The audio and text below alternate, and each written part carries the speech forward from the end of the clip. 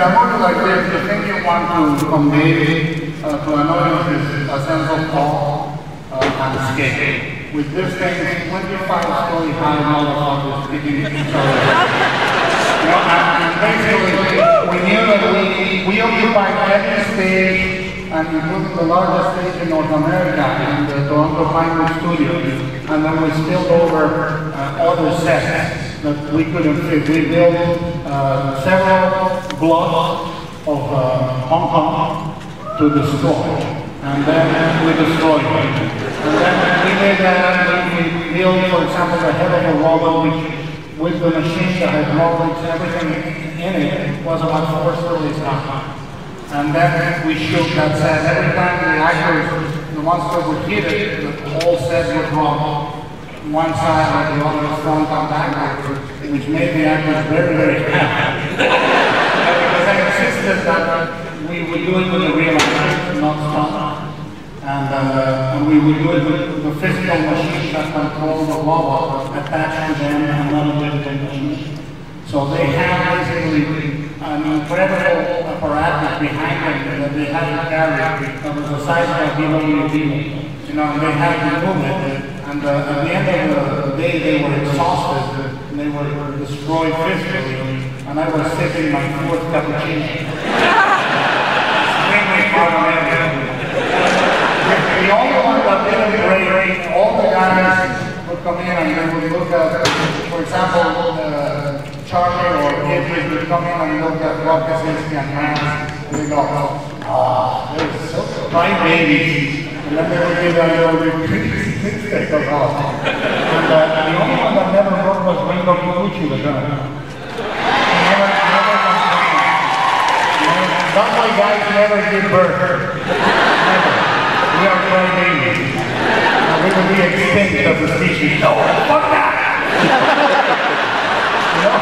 But Ringo never broke. Ringo was completely. You know, I said, Ringo, what's your secret? She said, I think of gummy bears and flowers. Which I tried to do in my life. But then we built, for example, 1 foot of the Jaeger was easily the size of this one. You know, so we built 1 foot. You know, we built pieces of the robots, and we filled every single thing with physical building.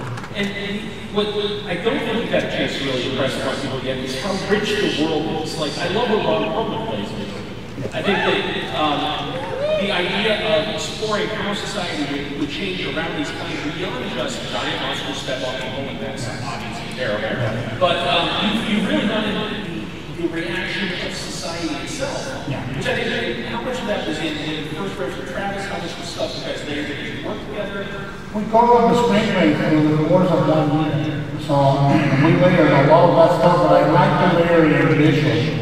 I like to show it rather than to talk about it. So we would have rationing. We were very inspired by the visuals of World War II, like the nose art, like in a bomber plane. We would do a lot of decay, and the places look rusty and used and oxidized. And we would do layer in, for example, Kaiju warning signs, Kaiju refuge signs, pamphlets, flyers, everything in the city is designed to be the future. And Ron Perlman plays a black market Kaiju organ dealer, which, you know, for example, he sells Kaiju powder for ED. You know? and they buy it, it's $500 a pound and sell it.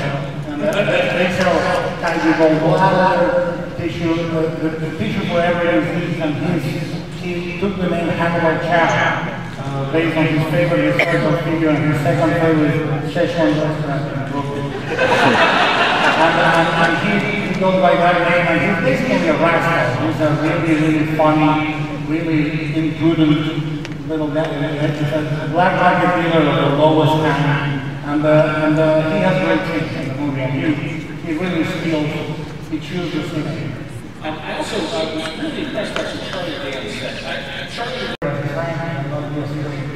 a straight guy, but he came in and he said, can I play my character straight and the comedy come out from the sequence? Yes, sir.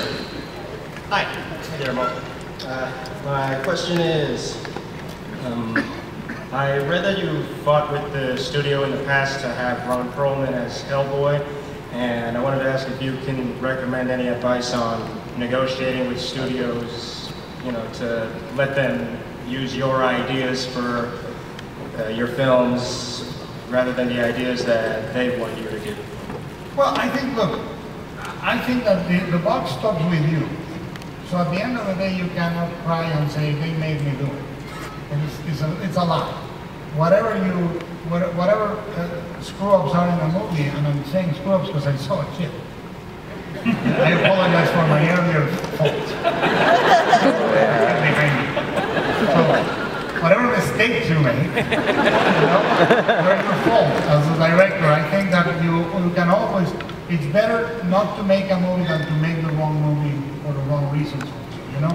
So that's all you have. You have one weapon and you can use it only one, and that's get the hell out of it, you know? And don't do it. And what you do is try to join forces with a studio that is making the same movie you're doing. You know, my worst experience was Mimic, because unbeknownst to me, they wanted Alien, and I wanted Mimic. I wanted giant bugs, and they wanted Alien. You know, and there was really no way to reconcile those things. But now, for example, the most amazing experience I've ever had making a movie, the most harmonious, free, absolutely creatively free experience I've ever had is making Pacific Rim for Legendary and Warner. It was amazing. And the only thing you need to remember is if you go into these negotiations, anywhere, independent film or studio, the best, the most incredibly powerful word there is in the English language is no. And later, cover your ears, kid, is fuck no. Those are very important for you to remember. And you can never allow something to happen that you think is gonna kill what you're trying to do.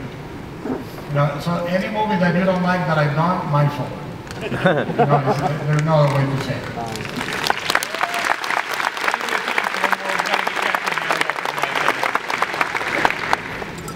Hello, we're very excited for this movie. See it?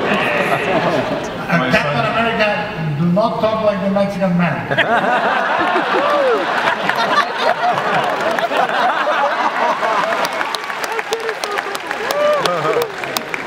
Captain America had a question. I think he's a little too shy to ask them. Are you sure? You want me to ask it? He'd like to know where you got the idea for this story, robots versus aliens. I channeled my inner Captain America.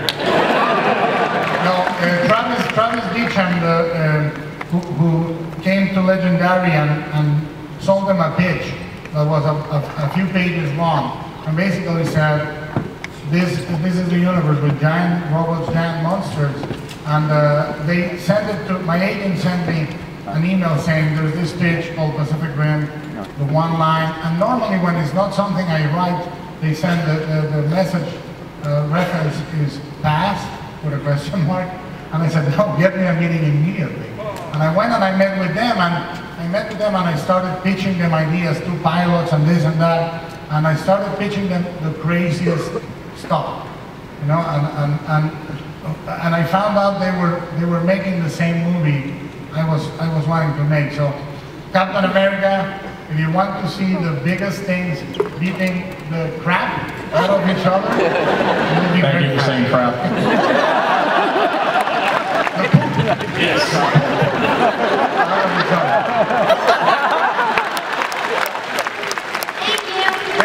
Let me ask, Captain America, do you want to see that footage again? You want to see that? Do you want to see it, Guillermo? Let's show it one more time for Captain America.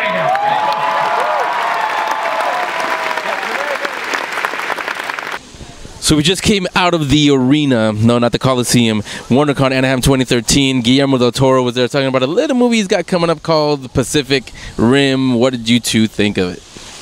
It was Awesome! Joel went in not even seeing the trailer, so he was like, "What's this movie about?" And then I started telling him, he's like, "Never mind, don't ruin it." You're not supposed to tell him that. You're not supposed to tell him that. He went in and got to see it for the first time right here. It was an exclusive trailer, so they cut it just for WonderCon. I got my mind blown. We're talking about 25-story robots. Yes. And I tweeted this, but in case you guys missed that, the robots actually use a ship, like a bat on the alien. Like, good job. They use the Titanic to get Titanical. Yeah. Trailer's coming pretty soon, and probably with probably Iron Man 3. You'll get it when you get it. You'll see exactly what we saw in there. It was loud. If you see it in IMAX, it'll be really loud. It's Guillermo del Toro. It's big monsters. It's big robots. It's stuff blowing up. It's perfect. It's summer. Bring it on. July can't get here soon enough. Now we're gonna go talk to. I don't know who we talking to. What do you guys see in there that you want to talk to? Everybody's interesting in their own way. There's been a couple booths that we actually passed by yesterday. We're going to go back and talk to them, including the Mandalorian mercs, You're going to have to watch more for that. And we're still waiting for the exclusive interview in the mirror. He'll interview himself. Look out for that.